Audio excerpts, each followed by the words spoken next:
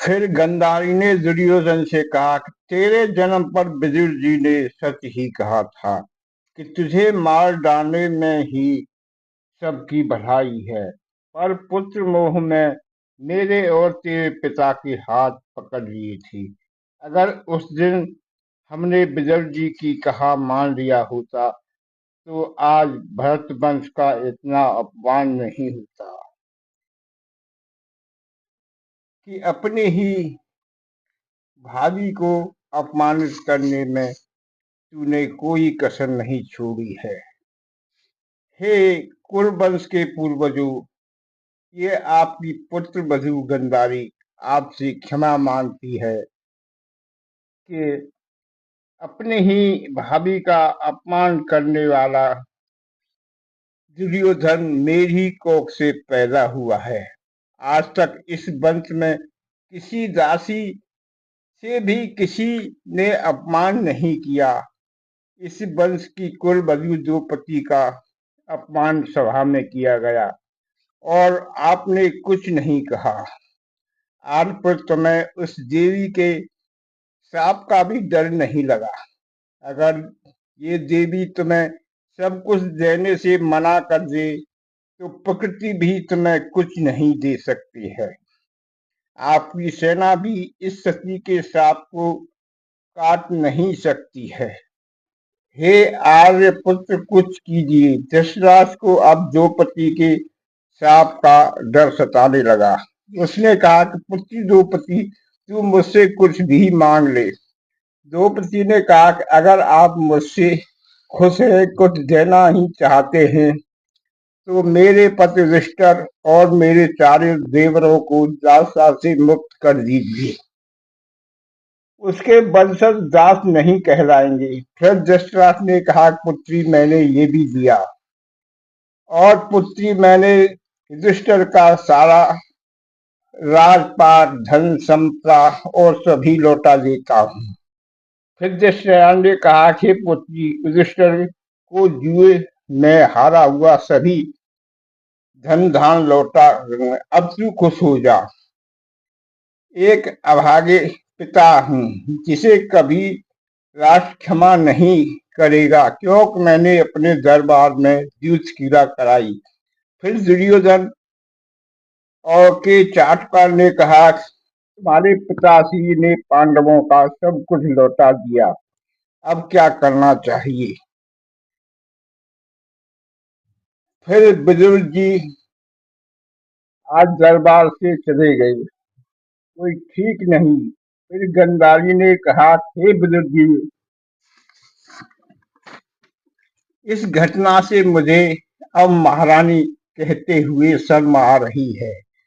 आप महाराज के मंत्री थे, आपने द्रौपदी का अपमान होने से क्यों नहीं बचाया। फिर विदुर जी ने कहा, हे महारानी, मैंने द्रौपदी को अपमान रोकने की बहुत कोशिश की, पर दुर्योधन ने मेरा बहुत अपमान किया, मुझे दरबार से बाहर जाने को कहा।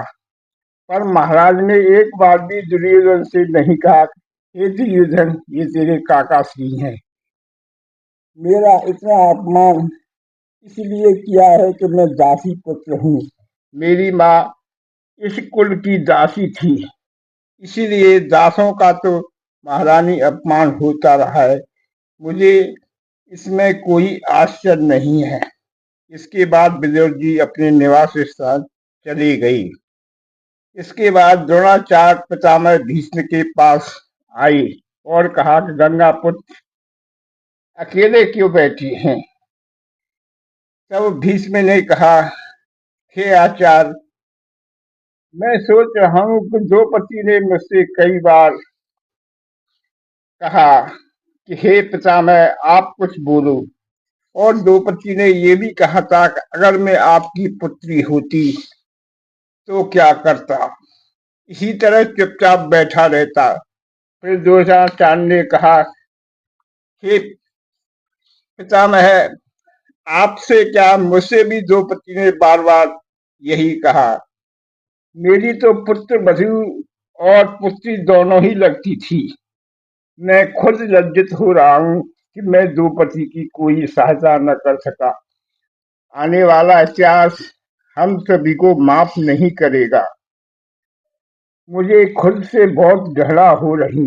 मैं आपसे पूछने आया हूँ, कुछ समझ में आ रहा है? फिर पितामह भीष्म ने कहा कि आचार्य, अधिक मेरी समझ में कुछ नहीं आ रहा है।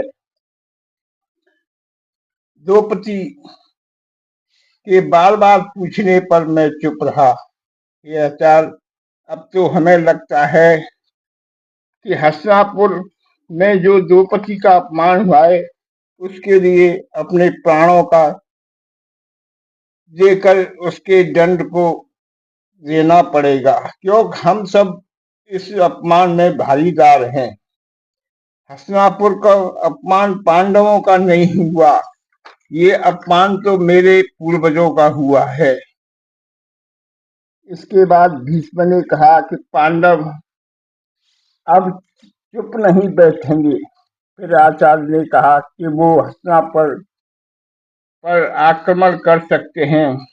तब भीष्म ने कहा कि आक्रमण कर सकते थे, मगर कृष्ण ऐसा नहीं होने देंगे। हस्तिनापुर में क्या हो रहा है अभी श्री कृष्ण को मालूम नहीं। जब मालूम हो जाएगा कि द्रौपदी का कौरवों ने बहुत अपमान किया है, तो कुछ भी कर सकते हैं। मुझे यही डर है। पर श्री कृष्ण अभी तक युद्ध में फंसे हुए हैं। अगर ऐसा न हो तो अगर राज्यसभा में आ जाते तो एक एक का सर धड़ से अलग कर देते। अभी उन्हें कुछ पता नहीं है। अपमान वाली बात जब उन्हें मालूम होगी तब क्या करेंगे। इसके बाद अर्जुन पितामह के पास आई और कहा, हे पितामह, आज जो भी हुआ उसके लिए हस्तिनापुर हमारे मन की अग्नि जल रही है, उसे कैसे शांत किया जाए, जिससे मैं भाभी द्रौपदी का भरी सभा में अपमान किया गया। दुशासन द्रौपदी के बाल पकड़कर घसीट लाया और जिसने अपनी जांग पर बैठने का द्रौपदी को इशारा किया था, उन्हें किसी को दंड नहीं दिया गया। दुशासन, कर्ण, शकुनी और दुर्योधन को अगर जब तक दंड नहीं मिलेगा, ये मेरे मन की अग्नि शांत नहीं होगी। एक दिन हमें सभी के सब हस्तिनापुर देगा, तभी हमारे मन की अग्नि ठंडी होगी। तब पिता मैंने कहा, हे अर्जुन, अपमान द्रौपदी का नहीं हुआ, अपमान मेरा हुआ, मेरे पूर्वजों का हुआ, और अपमान हस्तिनापुर का हुआ, जो कि तुम्हारा अपमान मेरे से क्या ज्यादा है। हे अर्जुन, अब तुम हस्तिनापुर जाओ और अब इस बात का मंथन करो कि जब द्रौपदी को युधिष्ठिर ने लगाया था, तो तुमने उसका विरोध क्यों नहीं किया।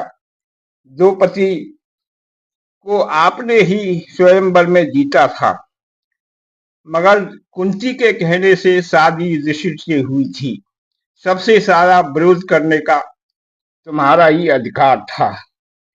अब जाओ और मंथन करो। इसके बाद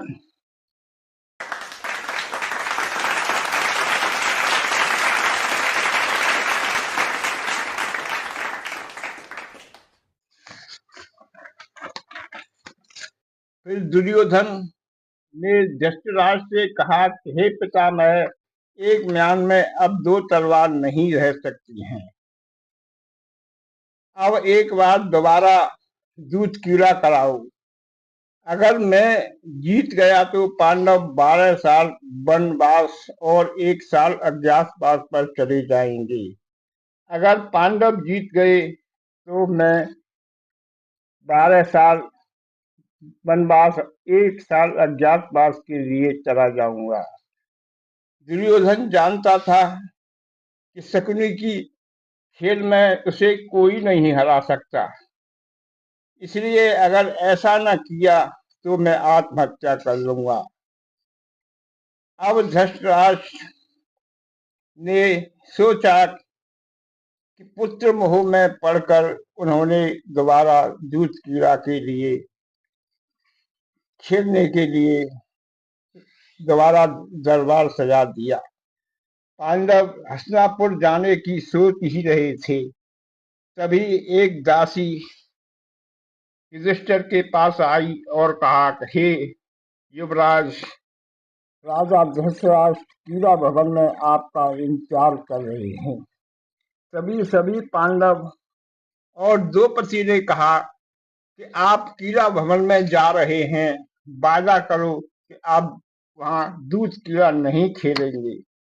तब युधिष्ठिर ने कहा कि अगर बड़े पिताश्री ने कहा तो मुझे खेलना पड़ेगा। फिर द्रौपदी और चारों भाइयों ने कहा, वादा करो कि अब दोबारा आप द्रौपदी और चारों भाइयों को दांव पर नहीं लगाएंगे। आगे युधिष्ठिर ने कहा, वादा करता हूं कि ऐसा अब दोबारा नहीं करूंगा। फिर दूध कीड़ा शुरू हो गई। जब इंसान का बुरा वक्त आता है तो उसका विवेक मर जाता है। वहां युधिष्ठिर के साथ भी ऐसा ही हो रहा था। धीरे धीरे सेना, राजपाट, इंद्रप्रस्थ सभी कुछ हार गए। अब पांडवों को 12 साल का वनवास और 1 साल का अज्ञातवास जाने का आदेश हुआ। पांचों पांडव वन के लिए तैयार होने लगे। तब विदुर ने कुंती से कहा, हे भाभी, अब आपकी उम्र वन जाने की नहीं रही है, इसलिए आप मेरी कुटिया में मेरे साथ रहेंगे।